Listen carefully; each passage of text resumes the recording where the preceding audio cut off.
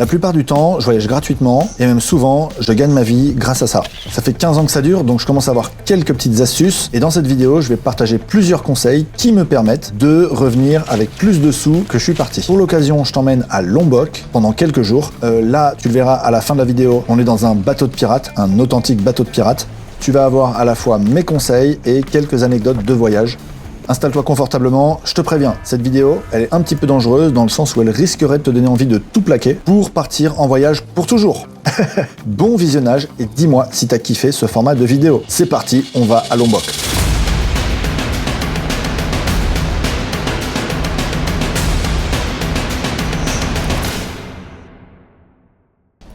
Alors, la première étape du trip, ça a été de trouver quelqu'un qui voulait bien nous héberger. Donc ce que j'ai fait cette fois-ci, c'est que je suis allé sur Airbnb et j'ai écrit à tous les endroits qui me font rêver.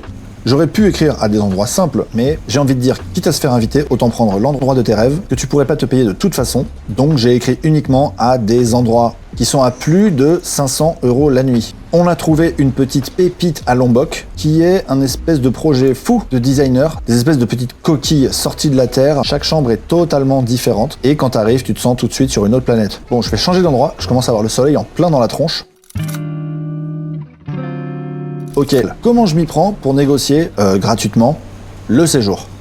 Il y a deux choses à faire. La première chose, c'est que je vais proposer un échange. Comme je suis photographe, ça va être de dire j'échange des photos contre le lieu. Ça, c'est la première chose. La deuxième chose, plus tu t'adresses à des lieux exceptionnels, plus tu as affaire à des gens qui ont du goût, qui ont de la finesse et qui vont comprendre le sens des mots. Très concrètement, si tu envoies un message générique en mode « Bonjour, est-ce que vous accepteriez de nous héberger contre des photos ?» Tu auras un très faible taux de réponse. Alors que si tu fais du sur-mesure, si tu décris la maison, si tu expliques pourquoi cette maison en particulier t'inspire et pourquoi tu veux absolument un partenariat, bah tu auras beaucoup plus de chance. Moi par exemple, ce que j'ai proposé ici, c'est « Hello, je suis la semaine prochaine sur Lombok. J'ai eu un véritable coup de cœur pour votre demeure. Elle est ultra inspirante. Je suis photographe. J'adorerais venir passer 1 ou 2 jours. Si vous pouvez m'inviter, moi je vous fais des photos exceptionnelles qui vont mettre en avant la beauté de votre lieu. » Ça a fonctionné. La fille, elle est artiste, elle a kiffé mes photos, elle est allée voir sur mon Insta, coup de cœur mutuel, et elle a dit ok, c'est bon, je vous héberge 2 jours. Alors, ça aurait pu s'arrêter là, et on aurait pu tout simplement faire un séjour dans cette maison et avoir le logement gratuit, mais pour aller plus loin, en France, avec Eve, on avait négocié avec une marque de vêtements pour réaliser leur campagne. Je suis photographe de pub, de beauté et de mode. Eve, c'est son métier, elle est aussi mannequin. Et si tu rassembles toute une équipe qu'il faut payer la mannequin, la maquilleuse, coiffeur, styliste, le lieu, etc., rapidement, un shoot, ça coûte entre 5 et 10 000 € en fonction du budget du client. Là, ce qu'on propose au client, c'est de lui faire des photos beaucoup moins chères et ce sera exceptionnel. Là, en l'occurrence, on a facturé 1 500 €. Comme on est deux, ça nous fait 750 € chacun, en échange de 10 tenues qui vont être shootées. Et donc, c'est cet élément qui va permettre que le voyage soit rentable. Le moment du shoot est extrêmement important parce qu'en fait, moi j'aime bien shooter aux meilleures lumières et quand on est proche de l'équateur comme ici, on a 1 heure de golden hour. C'est-à-dire que c'est de 17h à 18h, le soleil il tombe comme une pierre, t'as 1 heure, fin de l'histoire. Après t'as plus de couleurs. Donc il faut être extrêmement bien organisé. Je vais faire une petite digression sur la manière dont je m'y prends pour shooter parce que c'est assez technique. La première chose, c'est que je vais réfléchir à tous les projets. Premier projet, je dois shooter pour le Airbnb. Deuxième projet, je dois shooter pour la marque de fringues. Troisième projet, je dois shooter pour nos Instagram à Eve et moi. Quatrième projet, je dois shooter pour le YouTube. C'est des façons de bosser totalement différentes. Ça veut dire que chaque étape, je dois l'avoir. Donc pour te détailler, pour le Airbnb, l'histoire que je dois raconter, c'est le lieu est incroyable, on s'y sent bien. Donc j'ai choisi des photos plutôt horizontales avec Eve en petit, qui fait des silhouettes, et puis parfois des photos verticales.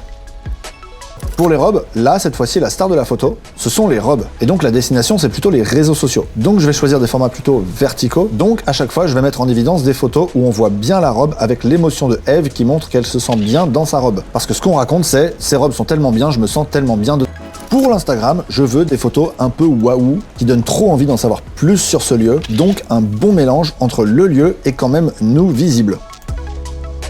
Et pour le YouTube, c'est des vidéos horizontales où j'essaie de raconter ce qui se passe. Je sais, il faut avoir un peu plusieurs personnes dans sa tête pour s'en sortir, mais avec l'expérience, ça se fait très bien. Tout ça, je le détaille en long, en large dans ma formation photo. Pour l'instant, les portes de l'académie sont fermées. Dans cette formation, on parle de photos, d'Instagram, de comment réussir sur les réseaux sociaux, de comment trouver ta signature, de comment trouver ta patte, de comment raconter les histoires qui t'intéressent, de comment écrire des photos avec de l'émotion, de comment trouver des clients, comment vivre de ta passion, de comment faire de meilleures photos. Bref, t'as capté, construire la vie qui te fait rêver. grâce à ton talent. Si tu as une petite fibre artistique et que tu te dis j'aimerais bien que ça soit ma vie, ben c'est le but de cette formation. Une autre manière que le voyage soit rentable, c'est de te mettre d'accord avec le Airbnb et de dire bah moi je vous livre 10 photos et de te débrouiller pour avoir 60 photos qui sont exceptionnelles. Toi tu livres les 10 photos à ton Airbnb et tu leur dis voilà, je vous ai fait un pack avec un prix réduit. Normalement une photo je la vends, j'en sais rien, 150 €, mais comme vous m'avez hébergé, je vous fais 75 € la photo supplémentaire. Et moi ça m'est déjà arrivé que des Airbnb me disent je t'en ferai 25. Eux ça leur coûte 2-3 nuits d'hébergement dans des lieux comme ça, ou même pas si c'est des nuits à 500 ou 1000 €, tu vois. Eux en une nuit ils peuvent te prendre tout ton pack photo, donc c'est vraiment rentable pour tout le monde. Eux ça leur fait des publications pour Instagram. Donc aussi la petite astuce, c'est de se dire quand tu fais tes photos, essaie de faire les photos qui sont prévues, mais essaie de faire des petites trouvailles en plus. Essaie de faire des stories, essaie de faire des petites vidéos, essaie de faire du vertical, du horizontal. Comme ça, le client il se dit non mais attends, je vais toutes te les prendre. Je m'en fous, moi je te prends tes photos. Mais c'est pas fini. On sait pas arrêter là. Mais pour ça, je t'emmène encore autre part. Dans un lieu comme ça qui est exceptionnel, on peut bien évidemment s'attendre à des guests exceptionnels. Et c'est ce qui s'est passé. Un des couples qui était présent, c'est des Canadiens et qui ont décidé de tout plaquer quand ils ont découvert ce coin de Lombok. Je précise, il y a un mois, ils étaient Canadiens au maximum. Ils sont arrivés à Lombok, en 2 semaines, ils ont décidé de s'installer. C'est allé à une telle vitesse que le mec a acheté un bateau avec un fond transparent. Et le mec me dit, moi j'ai pas de temps à perdre, je suis arrivé là, énorme coup de cœur, je me lance, je mets all-in, on y va au maximum. J'ai acheté un premier bateau et je vais sûrement faire de l'immobilier par ici et construire des hôtels. J'adore le style. Et voilà. J'ai acheté le bateau, j'ai pas de photo du bateau, j'ai pas d'Instagram, j'ai rien du tout. T'es photographe, mec, je t'offre une journée, tu vas faire le tour des meilleurs spots avec mon gars et tu vas t'éclater. Alors moi je lui dis ouais, je suis super chaud. Le seul problème c'est que il me faudrait une GoPro pour aller sous l'eau parce que ça va être extrêmement frustrant de faire les meilleurs spots de l'île et de pas pouvoir ramener de photos. Il me dit mais t'inquiète pas, je viens d'acheter la dernière GoPro, je te la prête. Éclate-toi. Donc nous voilà sur un bateau fond transparent avec un local qui connaît tous les meilleurs spots et on se fait dropper sur des spots incroyables. Et là, faut que je fasse une parenthèse. Pour moi, il y a une immense distinction entre le tourisme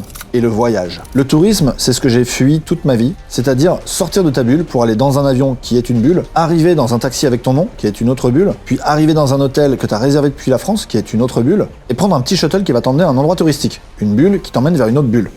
Ça, pour moi, c'est la moins bonne façon de voyager, parce qu'en fait, jamais tu n'es au contact des populations locales. Alors je suis d'accord, ça peut faire peur de sortir de ces bulles, mais tu connais la phrase. La vie commence là où tes peurs se trouvent. Ou dit d'une autre manière, fais ce qui te fait le plus peur, et c'est là que tu vas vivre les plus belles aventures de ta vie. Que ce soit en voyage, que ce soit aborder quelqu'un, que ce soit postuler pour un job, que ce soit tester une nouvelle passion, faire du saut en parachute. L'endroit où t'as peur, c'est en général un très très bon indicatif de ton prochain move.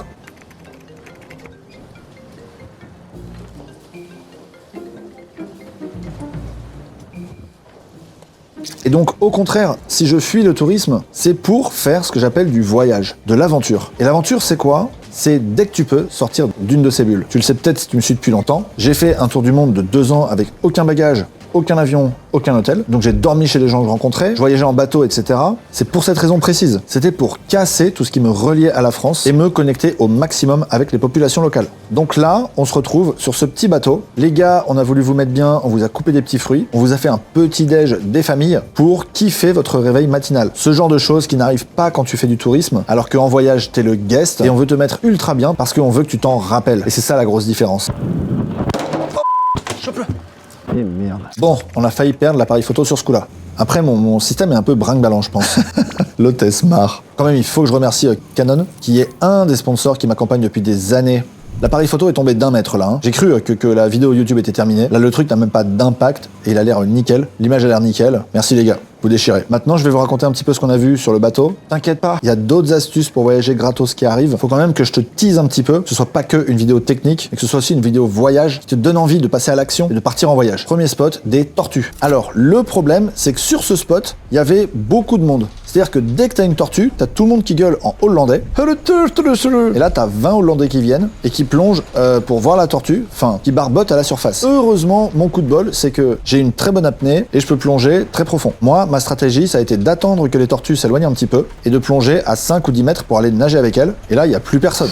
Ça a été des moments absolument incroyables. Là, t'es sous l'eau, c'est extrêmement calme. T'es en apnée et c'est un moment qui se mérite en fait. Tu plonges, tu dois te décompresser. Tu sens que t'as les oreilles qui font plusieurs fois d'affilée où tu descends et tu dis ouah là je suis vraiment profond. Et en même temps, il y a ce moment de sérénité avec quel énorme kiff d'être avec la tortue. Et là, petit moment de panique. Je me dis bon vas-y, je vais remonter.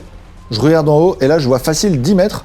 Et là je remonte et reprise d'air à la surface. Il y a même un gars qui me dit ah salut, tu veux pas venir me faire une vidéo pour ma GoPro à moi aussi? Excuse me, where you do it from?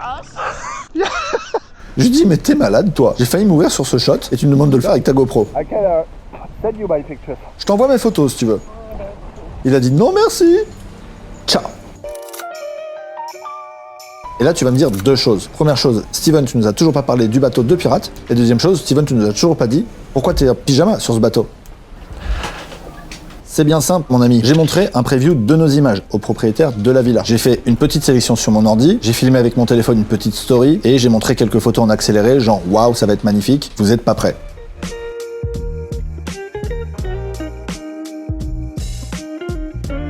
Là, les proprios m'ont dit ok, on est en haute saison, on est fully booked. Mais ce soir, on a un bateau qui nous appartient, qui est un authentique bateau de pirate qu'on utilise pour aller visiter les îles Komodo. C'est des îles avec des dragons. Il est booké après-demain, mais pendant la journée d'escale, le bateau est totalement dispo. Et nous, on serait trop contents si vous veniez à bord et vous faisiez quelques images. Évidemment, nous, on avait un truc qui était prévu derrière. On l'a décalé, parce qu'un truc comme ça se refuse pas. Et là, on s'est fait accueillir en mode superstar. Les mecs sont en mode « Ouais, vous faites du YouTube, ouais, vous faites des photos, ouais, vous faites le National Geographic et tout. » On nous appelle les photographes National Geographic, c'est comme ça. Quand tu tapes mon nom sur internet, je pense que le premier truc qui ressort, c'est les images que j'ai fait avec le National Geographic. Et donc du coup, eux c'est bon, ils m'ont catalogué le photographe National Geographic. Donc on arrive sur ce bateau, et là, un moment hors du temps.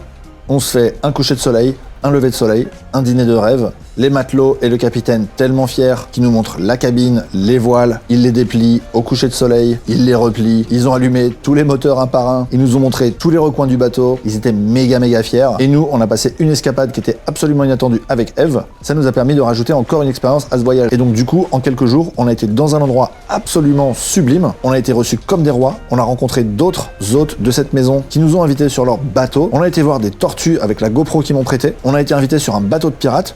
Tout ça simplement pour oser affronter ses peurs, écrire à des gens et dire « Hello, moi j'adore votre endroit, si vous aimez mes photos, collaborons, faisons quelque chose ensemble ». Voilà les amis, c'était un petit aperçu de la façon dont je m'y prends pour voyager gratuitement, voire même pouvoir en vivre, puisque le bilan de ces quelques jours de voyage, c'est qu'on n'aura rien dépensé et on aura gagné 1500 €. Ça nous permet de financer l'intégralité du voyage.